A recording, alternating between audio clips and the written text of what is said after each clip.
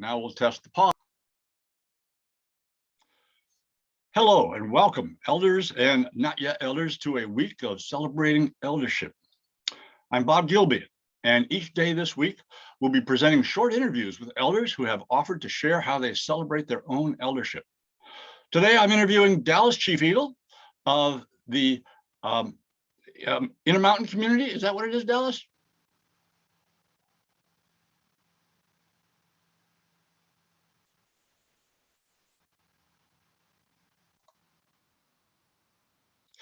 Today, I'm interviewing Dallas ChiefEagle of the Central Plains community and Michael Rath of the Indianapolis community. Welcome, Dallas, and welcome, Michael. Thank you. Thank you. Okay. My first question will go to Michael. Michael, who have you become because of your MKP experience that you might not have without it? I thought about this. I came in rather introverted. I'd never intended to become a trainer or to stand in front of a group. I was encouraged by some Vietnam veterans to step up and become a trainer because they needed help with their bamboo bridge program. And so I challenged myself. I worked in IT as in the help desk, and all of a sudden things started happening in my life to where I was getting calls to become an IT trainer. And so, okay, well, that's congruent with what I'm doing, with the bamboo bridge. And so I was encouraged, the universe encouraged me to step up. And that's something that would have never have happened had it not been for MKP. It's been a real blessing in my life, and it's definitely helped bring about a lot of abundance for myself and my family. And Michael, how has your seniorship, eldership, the years that you've lived, how has that supported you in your relationship with as a trainer? Well, on one hand, I'll say in the professional world, I was a technical trainer. I was dealing with computers and broadband and logic. And in MKP, I was learning emotional intelligence and process and diversity, and how I behave when I feel powerful and how I behave when I feel less than powerful. And so I was always checking myself and also noticing, that which is logical about being a human being and in my relationships, and that's that which is not logical or chaotic. And so I would just kind of dance between the two and try and figure out, where to land. Okay. Well, thank you, Michael. Okay. Dallas, describe for us. Now, first, I want to say that when I noticed I was an elder, it was a pretty magical moment in my life. It was a very particular circumstances that I won't share here, but I'm always curious. Describe for us how it occurred to you that you had become an elder. I started getting old, physically,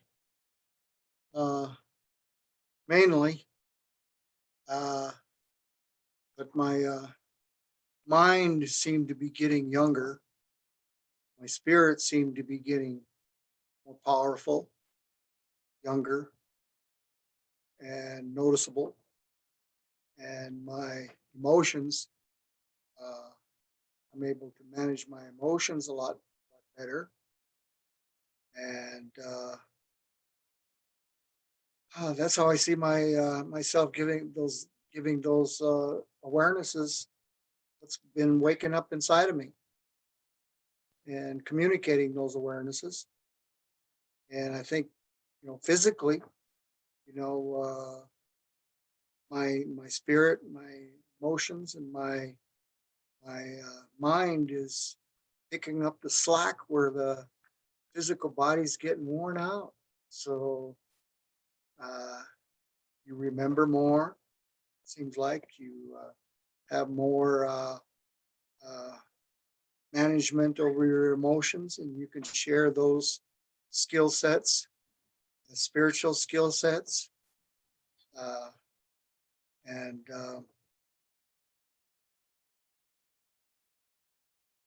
you can communicate those out to the next generation, and you have more peace in my life as an elder. I don't have as much clouds hanging over me, weighing me down. I know how to manage my work a lot better. I know how to find clarity. I know how to move beyond my own confusion and my own pain and suffering. I know how to, I have a whole lot of peace in my life, and I want to share that path. I think I could have had it a lot sooner if I was, I guess, become more aware of, how to manage yourself, how to manage your mind, body, heart, and spirit.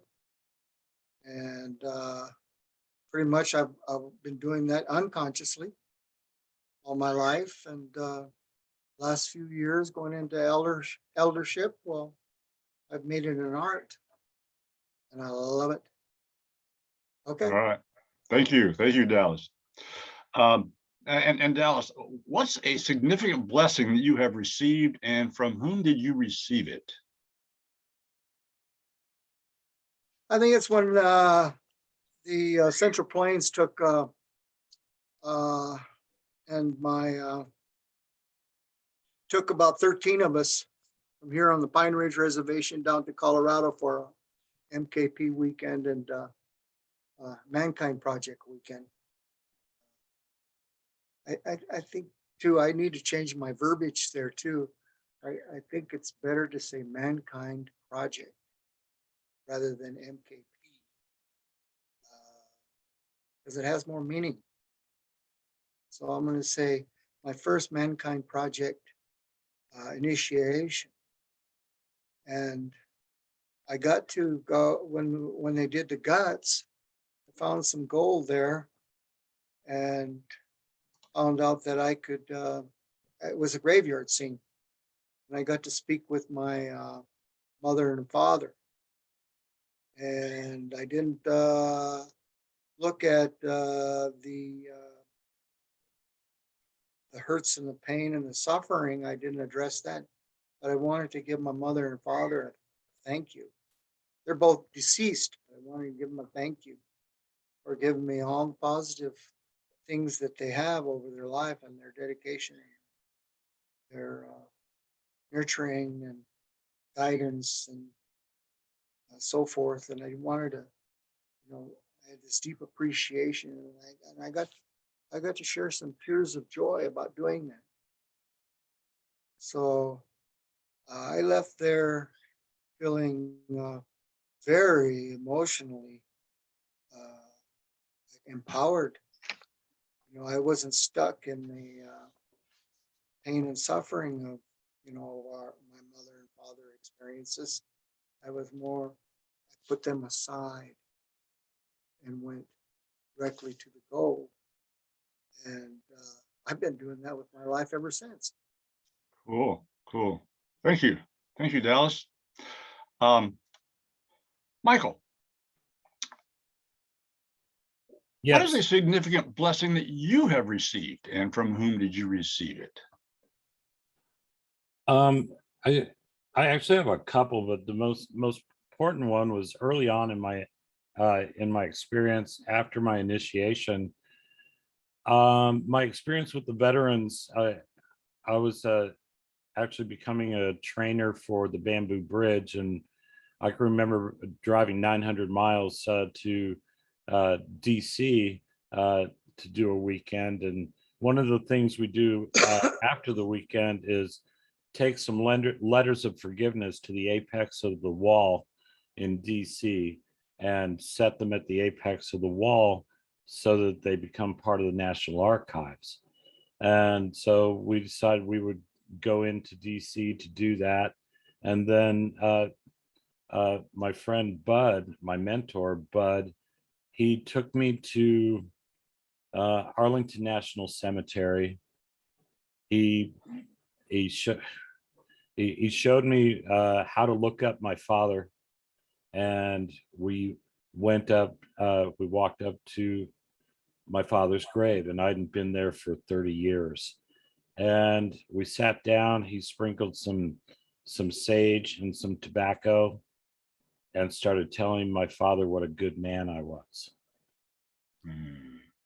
And yeah, I bawled for like half hour, 45 minutes while he just kept on talking about me to my dad, talking to me about my dad, you know, that he was in Army command, that he was a major at 33, and all these things. While I was just went into my inner child. And then we had to drive 900 miles back to Indianapolis and process that.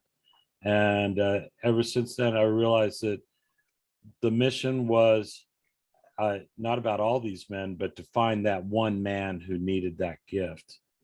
And he gave that to me. And so I took that into everything that I did. When I went into multicultural work, it was about finding that one person who needed that message. And which brings me to the next significant blessing. By 2010, we'd been coming to the Pine Ridge Indian Reservation to assist with the powwow in Batesland. And after a couple of years, the family gave my family a blanket and basically said, "You're part of the family." And you know, everybody was like, "You're part of the family. You're part of the." I to this day, this was probably in 2009, 2010. I'm still trying to figure out just what it means to be part of the family. And the lessons that I've learned is just, it's about giveaway, and it's about letting go, and the gifts come and they keep on coming.